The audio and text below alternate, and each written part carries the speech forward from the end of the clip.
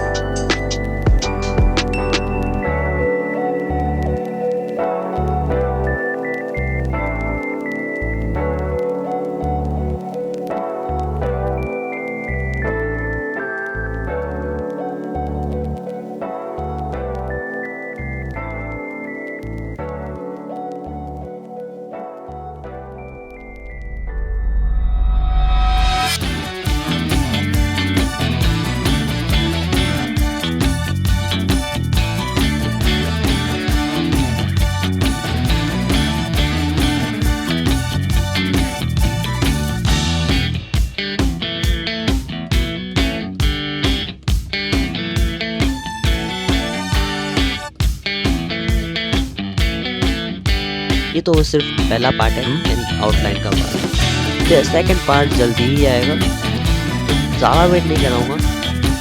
चलिए तब तक इस वीडियो को एंजॉय करते हैं।